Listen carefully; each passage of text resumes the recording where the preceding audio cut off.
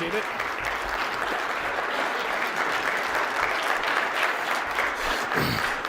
I'm gonna put my phone on, gonna try to put it on silent, because 15 minutes into my speech, Kevin Samuels will probably call me. Shout out to him, by the way. Man, give him a hand, give him a hand. Yeah, I feel very fortunate to be associated with and really good friends with guys who are doing really well for themselves. I don't see Myron or Fresh in the audience, but it's good to see them become successful. And a lot of guys say to me, Donovan, you know, you discovered Myron Gaines and you put John from Modern Life Dating on. That's a negative. I just happen to be a guy in the right place at the right time. Those guys added value to me, so I said, you know what? I'll help him out, bring him along, but Myron would be where he is with or without me. Maybe he gets there a little bit faster because, you know, I gave him an opportunity, but I think it was clear to everybody as soon as he came onto my show, The Six, etc., that the kid knows his shit. And I remember a lot of you guys are patrons of mine, and I remember I told you guys, there's a guy out there who I am looking to sort of hitch my wagon to. And that guy was Myron Gaines. Myron is Donovan Sharpe maybe 4 or 5 years ago. Maybe. He seems to have figured it out a lot more quickly. His channel is absolutely blown up. Kevin, of course, he's going to hit 1 million subscribers probably by the end of my speech. But yeah, shout out to all the guys who have made their way through TSR Towers. I'm never the guy who's going to be like, well, I put you on, so, you know, you got to give me some shine. There have been people who have said that about me, people who claim that they put me on. I'll say, like I said yesterday, fuck those guys. I'd be here with or without them. And that's the God's honest truth. So listen, special shout out to those guys. Shout out to guys like, again, Roosh V, Rollo Tomasi. I know there are a lot of guys that are not here who probably could have been associated with this, but because of certain things, they decided not to come. It is what it is. Hopefully we can convince a lot of those guys to be here. Joker, shout out to him. He was supposed to be here. Had some transmission problems in Alabama, of all states. I think that's probably the second worst state you want to get stuck in. Number one is Mississippi. Don't want to get stuck in Mississippi. If any of you are from Mississippi, you guys probably understand that. Bay St. Louis, Mississippi, probably one of the best kept secrets in the United States. Outside of that, stay out of Mississippi. Okay, so I'm not going to bore you guys to death for an hour and a half on all of the gory details. I think we all know why we're here. This is about masculinity. This is about manhood. I'm not a father and never will be. Or am I, right? But again, we talk about fatherhood, being the head of household, things of that nature. So it's good that you guys sort of got a well-rounded understanding of really what it takes to be a man, I guess, from the ground up. But what I'm going to talk about, sort of piggybacking off of what Myron talked about, is there is absolutely zero excuse for you to be a failure as a man if you live in this country. Me, myself, I have made every conceivable mistake at every turn in life. I've made every conceivable mistake with every kind of woman 10 times over. People always ask me, Donovan, what makes you so certain that girl X is going to do thing A, B, and C? Well, because I've been through that before. I've lived this shit many times over. But before I became Donovan Sharpe, I, of course, was little Eddie Hopkins, right? Born in Philadelphia, PA. My dad, at that point, was in the Army. Then he switched over to the Air Force. Moved around a lot as a kid. This is why I don't have a discernible accent. I've always been the new kid walking into the classroom. Here's Eddie Hopkins from whatever state I was in. And so that's what helped to develop my social skills. I was always a very social guy because I was kind of forced to be that way. Well, little Eddie had kind of a big problem, and that is his temper. And a lot of you guys may or may not have seen that on camera once or twice in the past. That got me in a lot of trouble. Now, as a juvenile, it didn't really affect me that much. Okay, you get in a fight, you may get suspended from school, you may not, but you survive it and you move on. Well, when you reach the age of majority, losing your temper, making these mistakes, they end up costing you a lot more. The point is this, guys, and again, I've never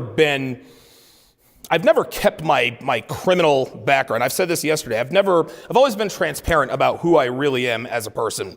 I said it up here yesterday. I'm a 4-time convicted felon. I've been arrested over 24 times. I've done a lot of fucked up things in life. I've paid the price, yet I'm still standing here, right? There is listen, and I don't want to be like the Tony Robbins guy. If I can do it, then you can do it. But think about this, guys. Just think about this for a second. And again, there's nothing special about me other than the fact that I just made a decision.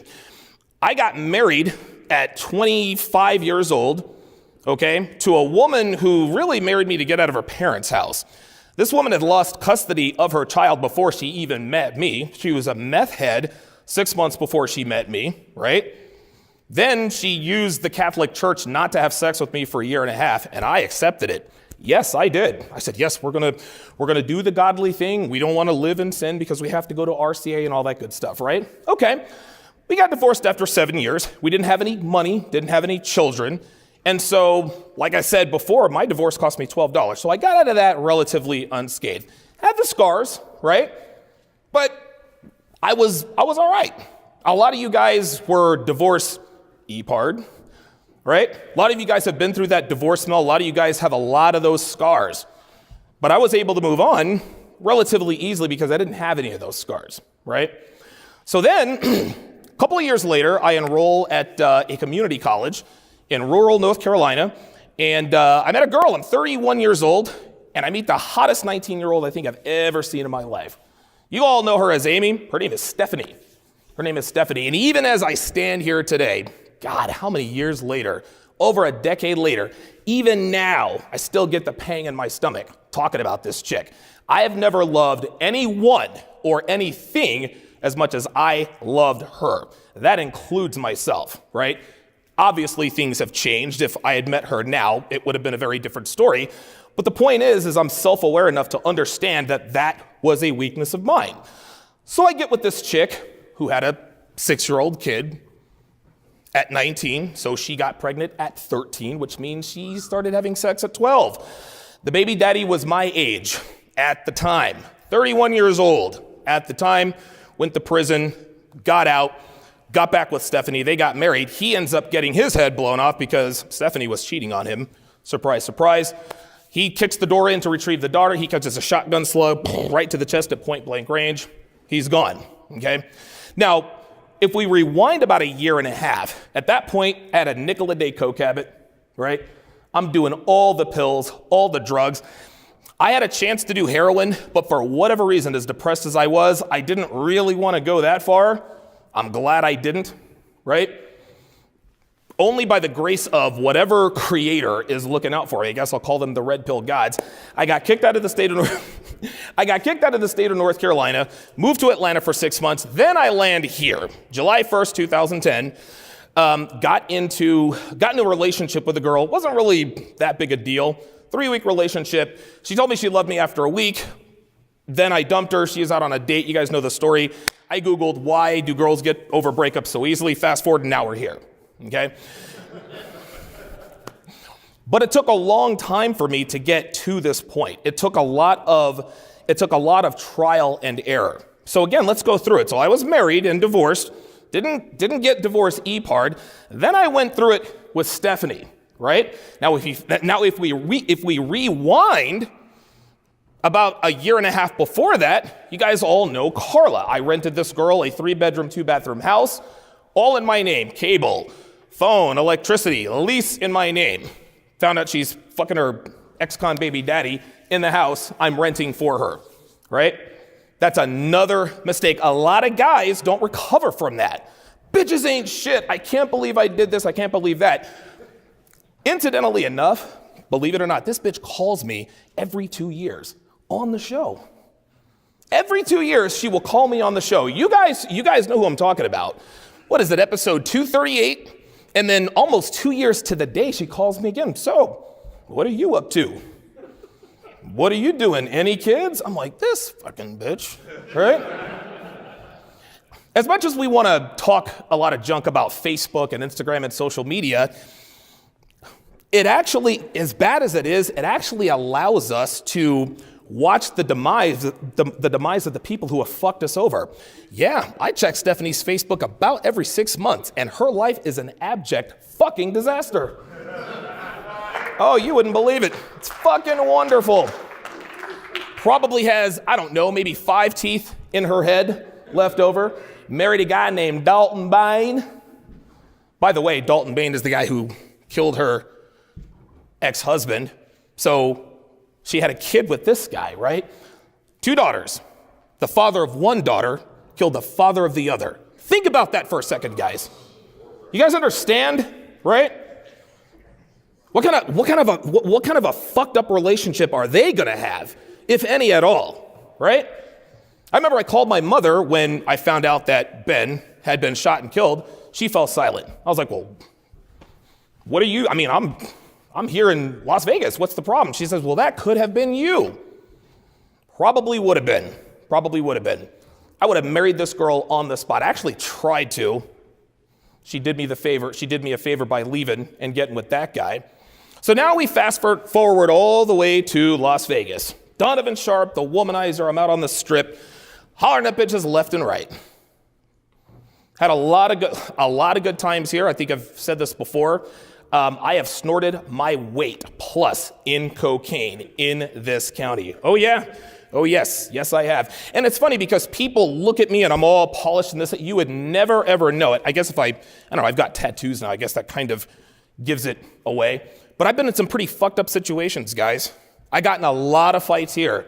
And a lot of guys talk about, oh yeah, I've been in street fights. That's nothing to be proud of, guys. That's nothing to be proud of. As much of a hothead as I was, I am very lucky to be standing here with my life because any one of these idiots could have had a gun or a knife or whatever.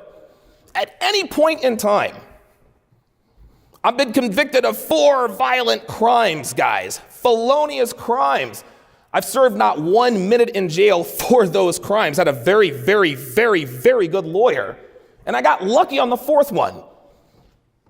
And after that 4th arrest, and I've told this story before, this was my moment of clarity, guys. This is my moment of clarity. So I beat the shit out of this guy in a parking lot over a pizza. Over a fucking pizza. Right? I'll never forget this. He's got his truck door open, right? He's rummaging around his little gray shorts, and I'm wanting to put my pizza in the passenger seat. It's a gourmet pizza. I, handcrafted all that good stuff. The guy was taking too long, right? I could have just walked around to the driver's side and put the pizza over, but no. I wanted to put it on the passenger side. Something inside me wanted to fight the guy. I have no idea why. So I says to the guy, hey, it's 147 degrees out here. You mind speeding it up? He turns back and he looks at me. He's like, hey, when I'm ready. I put down the pizza, grabbed him. I think I hit him 5 times. He had to have facial reconstructive surgery, all that good stuff. So now I'm arrested. The girl I'm fucking at the time is like, oh my God, I can't believe it. I'm like, yo, check this out. I need you to calm the fuck down because they're going to arrest me. I need you to go to my second safe and I need you to take out $50,000, take it to a bondsman. And she's like, you have all this planned? And as impressed as she was by that, that's not the kind of life you want to live. You don't want to have a bondsman on standby, right? As great as it is for your bondsman to beat you to Clark County lockup, not a good thing. That's not a good existence, guys. I'm here to tell you. So for those of you who have been arrested before, and you don't have to know show of hands, so when you get arrested, they handcuff you to the wall, along with everybody else who are, accused of crimes. And I'm sitting there, they've got this wall of computers. They're checking to see if you've got warrants in other states, things of that nature, outstanding warrants. And the guy next to me says, what'd they get you for, man? Aggravated assault. He said, oh man. He's like, you got priors? I said, uh-huh. He said, how many?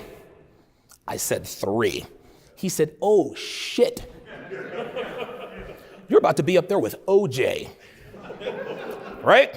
And as funny as it is for me to say that now, at the time, that was scary. This was the very first time in my life. This is the very first time in my life where I thought I was really going to prison. And I'm all bet, no, I wouldn't have lasted 5 fucking minutes in prison. Listen, man, I'm a big guy. I'd have been somebody's prison bitch. I'm gonna just keep it all the way real with you guys. That's just how it was, man. I was mentally weak. That's my point. I thought I was big and bad and tough. I drove this fancy car. I'm making all this money, all these rental properties. I'm fucking stripper bitches. I got mounds of cocaine. I'm thinking I'm Scarface and this and that and the other. Guess what? I'm just another inmate. That's what it comes down to. I have no idea how my attorney got me out of that situation without any jail time. But after I was released and everything was adjudicated, I walked into his office. He said, Alex, he says, you're a good guy. He says, you're a good guy. You've got some problems, but you're not a bad person. You're not fundamentally bad. He says, but if you get in trouble one more time, I can't help you anymore. He said, I can't help you anymore. He says, you're going to have to do something about your temper problem. And then the last thing he said to me, he says, because right now you have the devil's own luck. I'd never heard that before. I didn't know what it meant, but I knew the way he looked at me, it was pretty bad. Nobody wants the devil's own luck, right? Nobody wants to sell their soul to the devil. At least that's what I thought it was. So again, I had to be self-aware enough. Okay, I've got my black belt in womanizing, right? I fucked every blonde, brunette, redhead, orange, purple, stripper, did them all. Did every kind of drug except for crack and heroin. Cocaine, of course, my drug of choice. Meth was, boy, that was a wild ride, right? And these were very, very good times. But guys, honestly, if I had never chased one chick out here on the strip, if I had never snorted one line of cocaine, of all of the money that I made while I was here, I would probably be retired by now. I'd be close to it. I probably blew anywhere between 80 and 90% of the money that I made here. And I made a shitload of money here, guys. That's another mistake I made. So let's go through it again. I've been married and divorced, got with a 19-year-old who had a 6-year-old kid who went, right? I've rented homes for women, or a house for women. I bought women gifts. I've been a simp. I've done this. I've done that. And I was still able to create what I was able to create. Now, there are many reasons why I'm standing here right now. But the one reason, and this is my point, the biggest reason I'm able to stand up here now, despite all of the mistakes that I have made, is that I do not have children that I know of. Listen, I'm pretty sure I might have a whippersnapper or two running around, maybe not too far from this area. But this is what CGA talks about all the time. Protect your seed. Guys, I've blown money. I've been arrested. I haven't been to prison, but I've been to jail. I've spent 2.5 weeks of my life in jail. I've blown money. I've made mistakes with women. I've made bad financial decisions. All of this stuff. And if you want to know about every mistake I've ever made, there is a certain YouTube channel on there who did a documentary about me. So if anybody wants to know all the details about that, please, by all means, go and check that out. But the reason I'm able to stand up here now is because I don't have children. And for those of you guys who have children, this is great. Children, I'm told, are unbelievable and this and that. But you young guys, protect your seed. I'm telling you right now. All it takes is one mistake with the wrong, listen, man, even the best baby, you could have the best baby mama situation. You are hamstrung for 18 years. If I had a kid, I couldn't just pick up and move to Atlanta. What if I got Stephanie pregnant? Oh my God. My life, I would probably still be in North Carolina. I'd probably have 5 teeth in my head and be right alongside Stephanie on Facebook. Right? That's the one thing, guys, protect your seed. That's the main reason. The other reason that I'm up here is because of what's in here. Now, again, there's no difference between me and you, right? But some cosmic force did me a favor by taking that X chromosome and kicking off that bottom leg to give me a Y chromosome. Shout out to Steve the Dean Williams because he talks about this all the time. If you are born, you're already a winner. You beat out billions of other sperm to fertilize that egg. And me, I was probably a nasty motherfucker. I probably got there dirty. Get the fuck out of here. I probably cheated my way into the egg. Somewhere around Christmas of 1970s. Yeah, I was born in August. Yeah, mom and dad got it on Christmas. All right.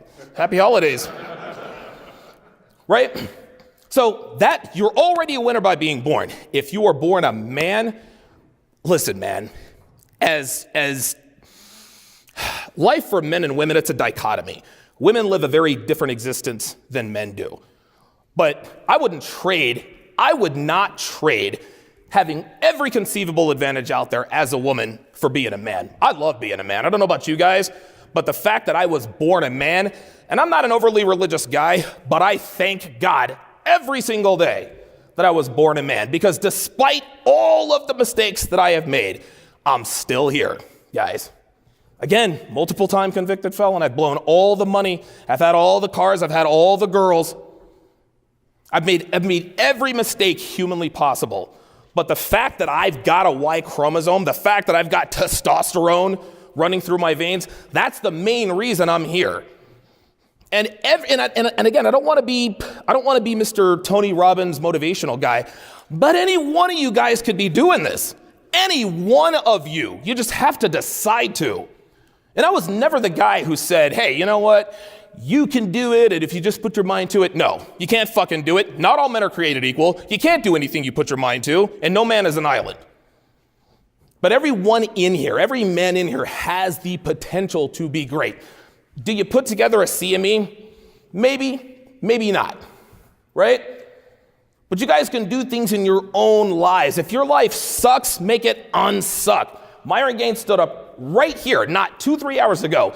The quickest way to change your life is to get into shape. You change your body, you change your life immediately. People look at you differently. You smell different. People treat you differently. People defer to you. You just get into shape, and that sets your life on a trajectory you're probably not even ready for. A lot of guys have made a lot of mistakes, but if you are a man and you live in the United States of America, there is no excuse. There's no excuse to be a fucking failure. There's just not.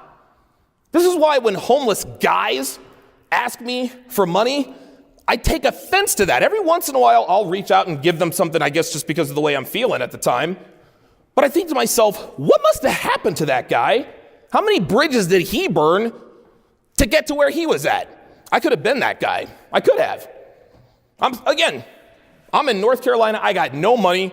Stephanie is banging, what's his name, getting ready to get married to him. Little Jamaican man comes to the door, says, if you're not out of here by 9 o'clock tomorrow, the sheriff's going to come put you out. I got no money. I had to call up my brother. I'm like, yo, got a situation.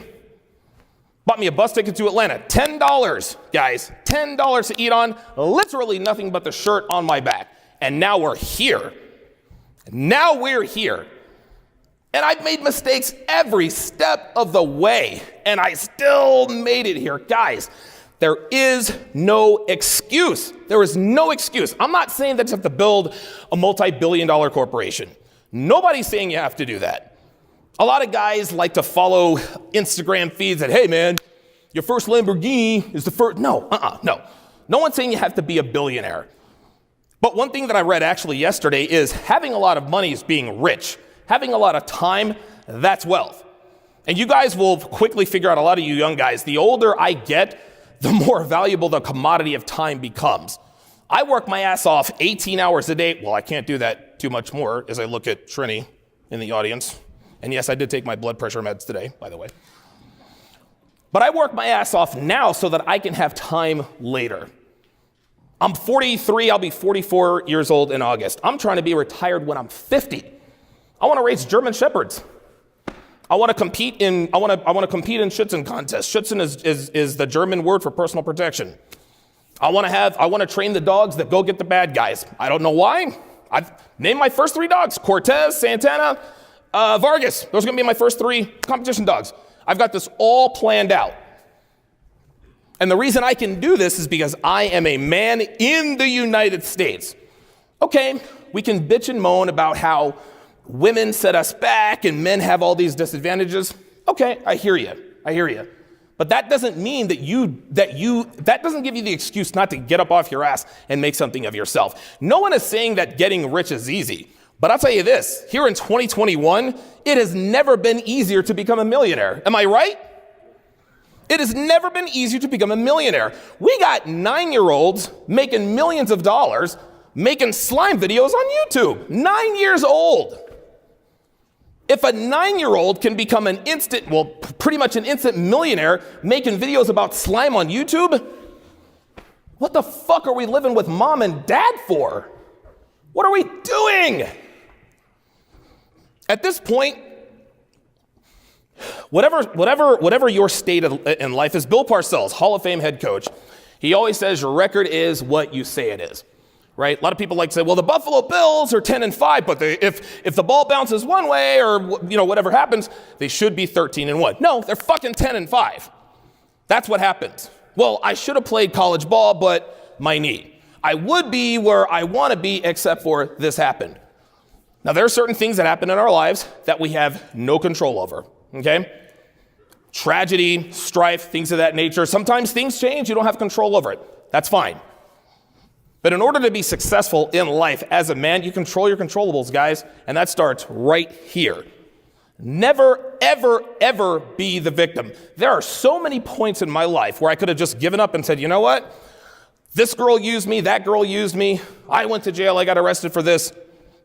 But I didn't have a choice, guys. I did not have a choice, and I still don't have a choice. You think a guy like me could work for any company in this country? No. Hell no. They take one look at my criminal record, then they take a look at my YouTube channel. Nope. I didn't have a choice, guys. I had to come out here and bust my ass. I had to hustle. That's what it comes down to. I'll end it with this. 2 quarterbacks, right? Tom Brady, Peyton Manning. Those of you who remember Peyton Manning when he was at Tennessee, supposed to go to Ole Miss, I guess, because his dad went to Ole Miss, but he went to Tennessee, set all the records, 6'4", number 1 overall draft pick. Ryan Leaf was number 2. We all know how that turned out. Peyton Manning is a Hall of Fame quarterback. Went to 4 Super Bowls, won 2, right? He set a few records along the way. But Peyton Manning didn't really have, I don't want to say he didn't have adversity, but he's part of the first family of football. His father, Archie Manning, his brother, Eli Manning, his older brother, Cooper Manning, who would have been better than them all, had a neck injury in college or in high school, but he came from the first family of football. Tall, good-looking, went to Tennessee SEC school, number 1 draft pick, all the rest of that. Then he played indoors at Indianapolis. Then we go to Tom Brady, skinny kid out of Michigan. I remember Tom Brady. I remember when he was at Michigan. He was there for 3 years. He was supposed to get the starting spot, but he was beaten out his junior year, and I forget the guy's name. His senior year, Drew Henson, that's exactly right. Drew Henson, Mr. All-American, Brady had to sit behind him again. 2 straight years. Drew Henson ended up, I think, choosing baseball. Then I think he decided, so Brady gets his opportunity, and he wins the first national championship for Michigan in like 20 some odd years. It's like a split national championship, right? I don't think he sets any records, but now the 2000 draft comes. 198 picks later, pick number 199, Brady is thinking, I got to be an insurance salesman. The New England Patriots said, all right, we'll take Tom Brady out of Michigan. Yeah, we'll take him, said Drew Henson. Brady walked into Robert Kraft's office and said, Mr. Kraft, you have just made the greatest decision of this franchise's history. Robert Kraft remembers and said, yeah, that's cute of you, Tommy. That's the spirit, right? Well, 2 years earlier, the Patriots signed Drew Bledsoe, another number 1 overall draft pick out of Washington State, signed him to a $100 million contract. Well,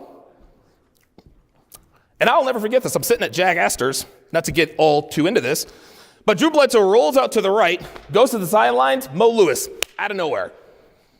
knocks him out of the game. History was made at that game. In comes skinny kid out of Michigan who had to sit behind Drew Henson 2 years, had to sit behind Drew Bledsoe for another year before he finally got his opportunity. The Patriots did not lose another game that season. 6 Super Bowls later, now count him 7, and Brady is the GOAT. The reason he's the GOAT and not Peyton Manning, and this isn't any slight on Peyton Manning, okay? But Tom Brady had adversity. He had to fight every step of the way. He didn't get to play in 68-degree Tennessee. Nah, this dude played at Michigan. You ever been to Ann Arbor in January? No, I didn't think so. Then he has to play for the New England Patriots. I live in the Northeast. I'm trying to get the fuck out of there. I hate the winters. Brady's a California kid. He's got to play in New England. Then he has to sit behind a $100 million quarterback, and people are still doubting him. You want to know something? Brady is not he doesn't have the strongest arm. He's not the fleetest of foot, not even the most athletic. But he is the greatest quarterback in NFL history, born exactly 3 days before me. Another guy, Drew Brees, short, shoulder injury. The point is, guys, is that you have to learn to appreciate adversity. You have to learn to appreciate strife. One of the main dichotomies between men and women is that experience, strife, adversity, battle, that looks good on a man. Doesn't look good on a woman, does it? Right? So for any guy in here complaining, oh, I'm going through this and going through that, hey, listen, thank your lucky stars that you were born a man and that you can handle this. Because at this point, you know there is absolutely no excuse for you to be a failure in this day and time. And I am living proof of this, guys. I've made more mistakes than any of you combined. I promise you, this is the stuff you guys know about. I've done some really, really fucked up things and have not gotten caught. I could be dead. I could be in prison. Who knows? But I'm standing up here right now because I had it in me to say, you know what? I'm a man and I'm going to fucking do something about it. Don't sit around and complain about your station in life. Don't sit around and complain about, oh, women aren't this and I didn't know. All that's bullshit. If you can make all of the mistakes, all of the missteps that a guy like me has made, and still, I got no safety net. If I can do it, guys, I'm telling you right now, you can do it. There is no excuse. There is no excuse. And if you end up being a failure, I promise you, that is a fucking you problem. That is a you problem. Protect your seed, guys. Embrace the masculine burden of performance. And I know it sucks when you're going through some hardships, because trust me, I've been through a lot. But in the end, you'll be a better man for it. Learn to appreciate the grind. Learn to appreciate the hardships. Learn to appreciate the adversity. Because I promise you, when you come out of it, and you will, you'll be better for it. Thank you.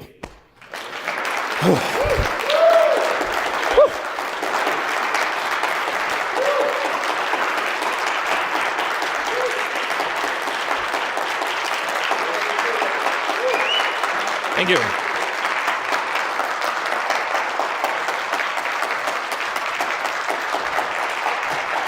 Could you bring me some water? Yeah. I guess I'll open up the floor for 10 minutes of questions. I know I went a little bit over. Thank you. Oy, oy, oy. George, do we have time for? Okay. Perfect. It's 8 o'clock, and the Feast of Champions is in 20 minutes. So if anybody has any questions, ask them to me, and I'll repeat them, and then I'll answer them if I can. Even through all that, though, tell us, what was your favorite or best memory? Wow. My best, in terms, you mean after I found the red pill, or? No, just like that, basically from Carolina to here and all that, you know, we know about all the struggles, but what's something that was fun or awesome, or that you were really proud of yourself or something like that? Yeah, I'll tell you what, man, and I know this is going to sound on brand, but I'll never, ever forget.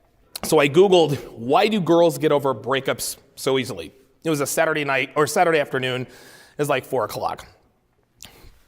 I think I stayed up until noon the next day. because that was the rap. Dude, I found Return of Kings. I found The Rational Male. Dude, I read until my eyes bled. I was so excited. It was, and I probably still have the notes. I said, I'm going to travel. Well, my goals were a little bit different back then. I said, all right, I'm going to bang 10 new girls a month. I'm going to make $1 million. Like, the world was my oyster. So that, now, eventually I guess I kind of got close to that, but that was the first time in my life at 32 years old, Kevin, that was the very first time in my life where I thought, this is it. Like, my mind was unlocked when I figured out, you know what? I'm not the only guy who thinks like this. Like, there is a different way. So I just remember how excited I was. I don't think I've ever, not to make a drug reference, but I think that first night that I just sort of dove into the red pill, that's like the very first time I did blow, right? You kind of chase the dragon. It's never as good as that. The very first time I did blow, wasn't really, I did blow, was a stripper who gave it to me. She says, hey, put this on your tongue. I was like, what is it? She's like, oh. I put it on my tongue. My whole face went numb. I said, I'm in trouble. I'm in big trouble. Yeah. But yeah, that's probably my favorite memory, man, because I was so excited about the possibilities. Like, I was like, dude, I'm going to retire in Mexico and I'm going to marry oh my God, I said, I'm going to marry a girl named Esperanza or something like that. Dude, I had it all figured out. No, I'm not married. Jesus Christ. Anybody else? Oh, yes, sir. Yo, so one of the things that came to mind actually kind of alluded. Stop right there for a second. I need you to stand up. This guy right here is BK from the Rockies. Okay? Give him a hand, man.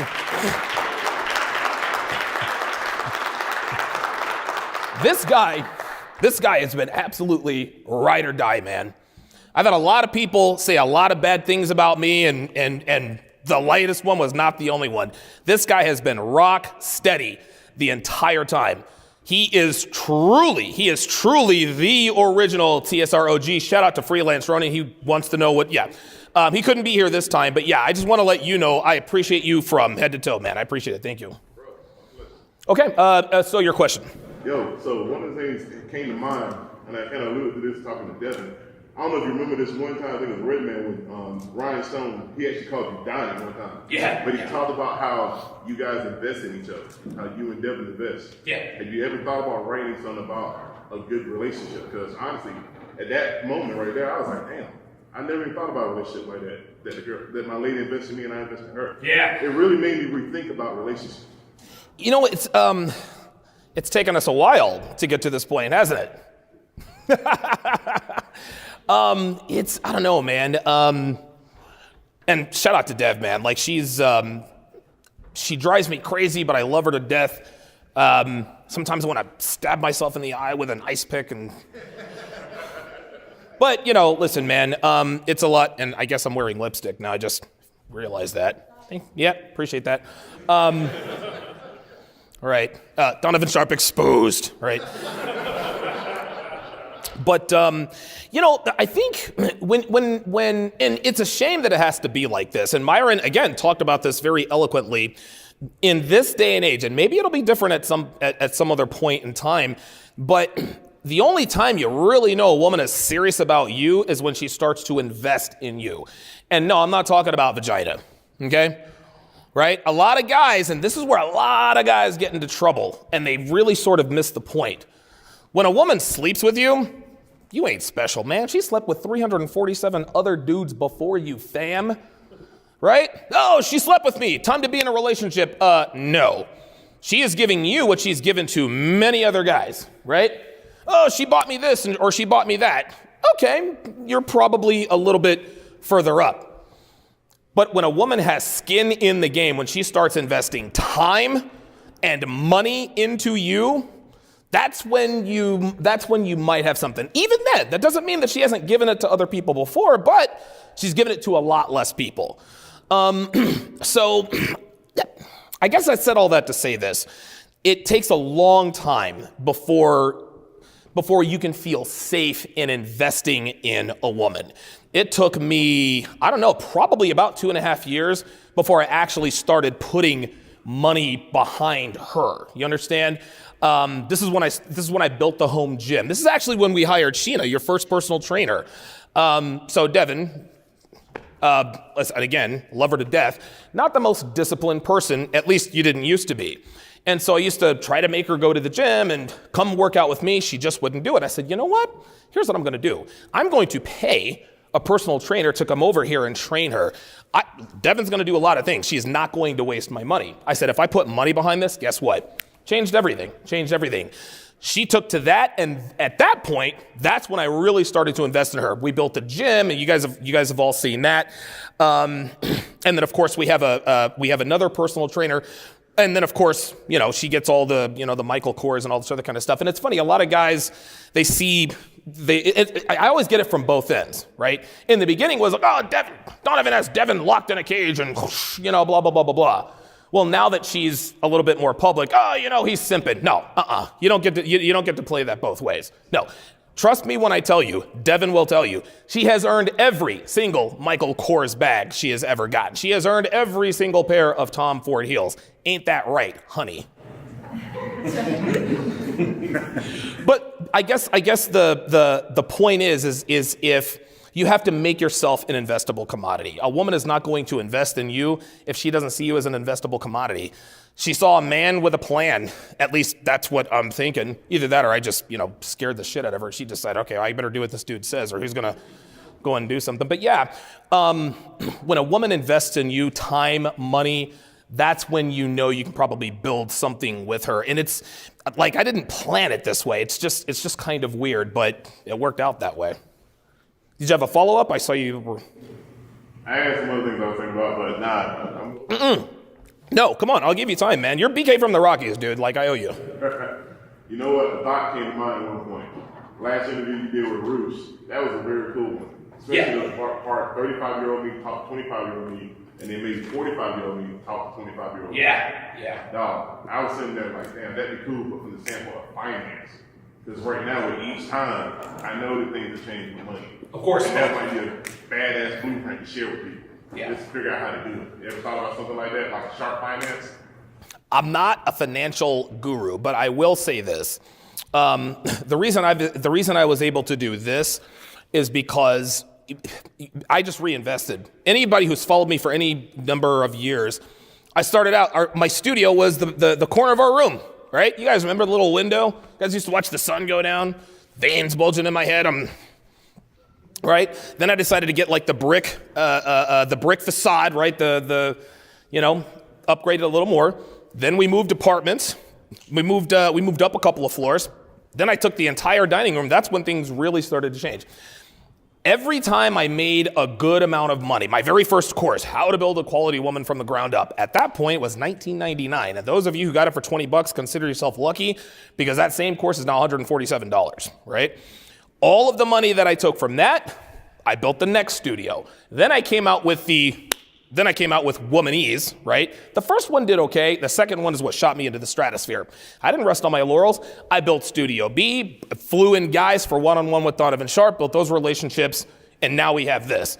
So my advice in terms of financial advice, I really can't give that to you. That's really Clary's point of expertise, is always invest in your business and invest in yourself. There is no better investment than investing in yourself, whether it's knowledge, TRT, whatever the case may be. You can never, ever, ever go wrong in investing in yourself. I've invested in myself every step of the way, and every time I turn around, my life gets better. So that's my advice. Anybody else? Oh, yes, sir? So you mentioned you had that moment of clarity when you were in the lawyer's office. So did you see yourself becoming who you are today? No. I would never. No, man. It's weird that I cannot think, and it's weird. I just didn't I would never, when I started TSR Live, I don't know what my plan was. I have no idea what my plan was.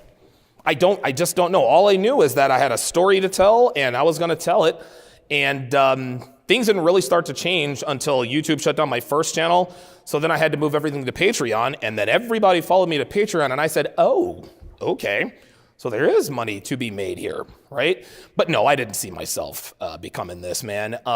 Truthfully, I saw myself maybe moving to Phoenix and replicating the real estate formula that I had in Vegas. I was going to do that for 10 years and then retire in Mexico. But I would never have guessed that I was going to become Donovan Sharpe. No way. This was not the plan. But I'm glad I'm here. Glad I'm here. All right, anybody else? Okay, all right.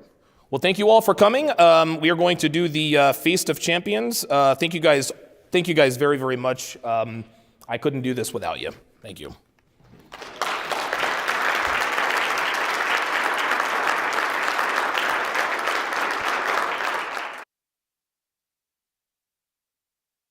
In-person tickets for the CME are completely sold out. Plus, we're not recording or distributing the speeches for public consumption. This means that the only people who will be able to watch the event are standard and VIP ticket holders. But don't sweat it. You can still watch everything go down live when you buy a CME 3 virtual ticket. At a fraction of the price, you will see and hear all speeches and all other events live from anywhere in the world.